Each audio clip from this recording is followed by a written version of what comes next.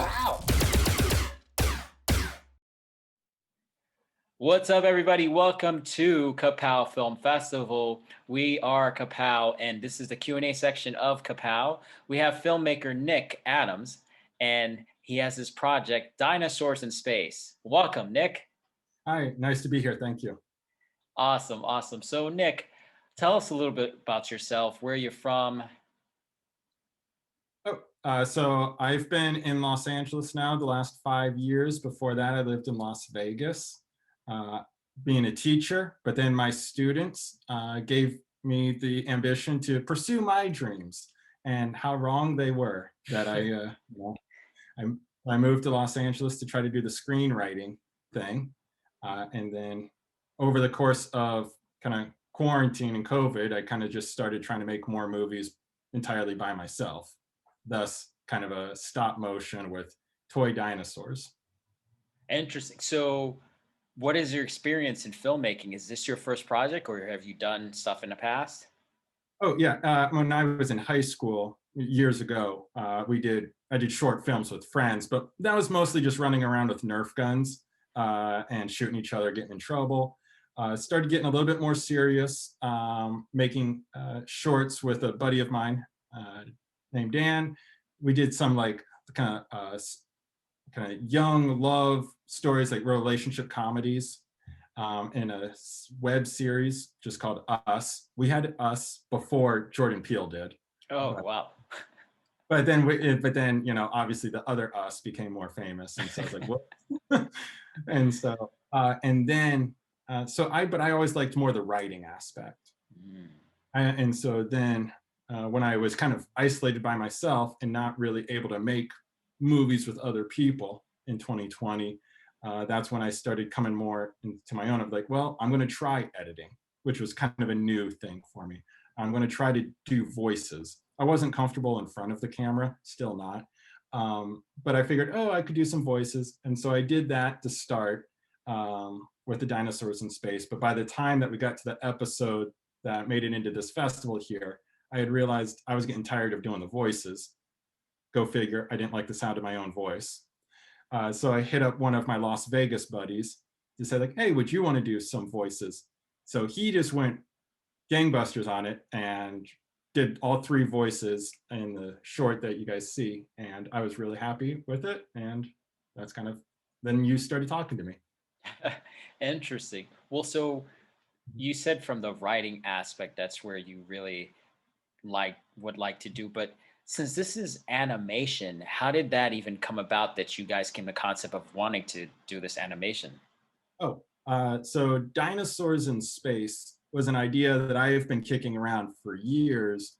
And it started, I guess, like how most ideas start, misguided ambition of impressing a girl. And so I drew a dinosaur on a bar napkin once, and then I put a space helmet on him. And then that idea kind of like fleshed out to some other dinosaurs with space helmets, which turned into a children's book that I self-published a couple of years ago. And then I tried to, write kind of a feature script version of Dinosaurs in Space. And that, it made it to like a couple festivals, like semi-finalist, quarter-finalist with a couple of festivals. So I had that kind of in the back of my head. And then one of the fellowships was Imagine Impact. And they're like, hey, do a video to pitch your idea. I wanted to pitch this idea, family-friendly story. So I went and bought toy dinosaurs. I had fun just playing with the toy dinosaurs. I was going crazy talking to myself as we do in isolation. These clones, of course, are not real behind me. That's how lonely I've been. And then that's Dinosaurs in Space. Well, that's interesting. Well, how were you able to even film that? I mean, was that visual effects? Because at this point, I mean, we're not giving anything away because you people have watched the film, so we're there at the Q&A part. So how were you able to make those dinosaurs, move around and talk to each other and stuff? How did that happen? I started with just a normal green screen that I kind of lifted from work. Ugh. That It was lying around in some back closet that I just kind of took sometime back in the spring. I'll give it back. And then I downloaded onto my phone just a stop motion app that it of course has like, there are ones that you can pay for that have other features, but there are free versions. And so I played around with a couple of free versions.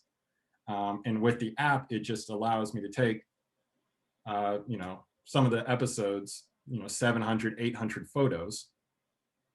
And then it, as the app puts it into the video, export the video into what I edited, which was just iMovie, which is free editing software on MacBook Pro. So I don't know any Adobe or Final Cut and like the professional editing stuff.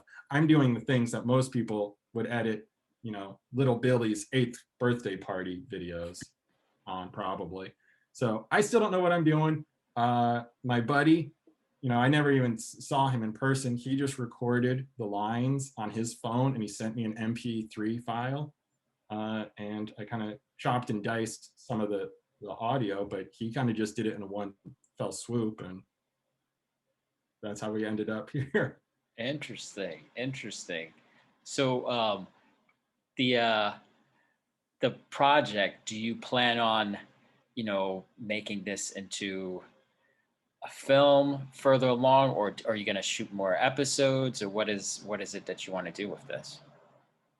So the one that was submitted here, Art, was the 8th episode, and right now there's 24 episodes. Currently on YouTube, just Dinosaurs in Space, I guess. And I kind of taken a break from those episodes right now and kind of moved into doing what I was calling 10-second history videos. So just kind of another series for other experimentation. And then the goal for Dinosaurs in Space is to come back for like a second season where the dinosaurs are going to have to get involved with robots, because I found some toy robots that are about the same size as the toy dinosaurs. And so I thought dinosaurs' natural enemy would of course be robots. I mean, that's just logic. That's science, really. That's science. So that's kind of the long goal, is a dinosaurs versus robots story. I can't imagine doing like like long form this way. That to me seems like crazy, like a feature length stop motion. And I'm sure that anybody who's ever done feature length stop motion is an insane person.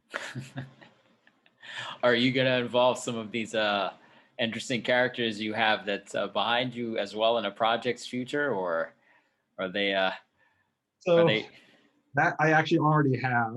I'm not in Dinosaurs in Space, but yeah, I've done some other shorts where it has clones, where people talk to different versions of themselves, whether it's a cleaning, OCD version of themselves, or kind of a reading book nerd version of themselves. And of course, all clones, either fall in love with each other or they fight. And so these ones fight. It's a lot more, family friendly. So we've also, who were your influences as a filmmaker growing up, would you say? Well, when we were running around with the Nerf guns, it was Robert Rodriguez, because like a lot of filmmakers, we would have read his memoir on film and El Mariachi, just like, oh, I shot a feature for like $7,000. So in that way, that was like, oh, just run around with the camera, do what you can, do the bad version. That kind of philosophy is very Robert Rodriguez, but I think a lot more of the humor is very probably Simpsons-y. More than any filmmaker, just like the kind of that kind of offhand humor. From there, that's a tough. I like a lot of movies that I feel like I just haven't been able to imitate, or it's like I love Patty Chayefsky's Network. That's one of my favorite movies of all time, but I've never done anything close to it. So it's hard to say it's an influence. Interesting. Well, we have one question for you. So if you can give any advice to your younger self, what would it be? Oh, don't go to film school. So I would say rather than going to film school, a better career move is taking that same few $1,000s, 10,000, $40,000, and just spending it over the course of 2 years at bars, buying people drinks, and that will probably get you further in the industry. Film school. That would be one suggestion. The other suggestion, which I'm starting to follow more now, yeah, is to cut yourself slack, do the bad version, and just move on. And so nothing's perfect. So those two things, probably. Interesting, interesting. Well, Nick, um, we'd love to, give out your information so people can find out where they can follow up with you and your projects and your journey. You can tell them your website, Instagram, how they can get in contact with you. Oh, all right. Yeah, my Instagram handle is pretty much the same as my email, Nick Adams Works. And so if you can find me either at Nick Adams Works or hell, go ahead and email me, nickadamsworks@gmail.com. I love meeting people. And so, well, obviously, meeting people as best as we can right now. Right, per COVID situation. Other than that, no, super chill. So Awesome. And your YouTube, do you want to give me a YouTube channel as well, or? so YouTube channel is actually just Nick Works. If I think that's the name of it. I mean, the channel, like the URL is a bunch of crazy letters and numbers. So if people can find me at just Nick Works, that'd be great. Dinosaurs in Space. I don't know how to find me. I wish I was better at this part. I wish I was better at the self-promotion. I'm new to the game. I'm open to suggestions. Okay. God, I hope somebody does better than that. Dinosaurs in Space. I'm pretty sure they'll look for it. They'll look for it. Well, Nick, it is a pleasure. Welcome to KaPow.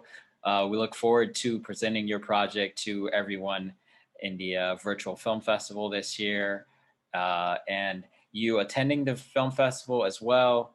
You get to also look at some other projects and great camaraderie, and people will get to see this Q&A after they get to watch your project, and looking forward to it.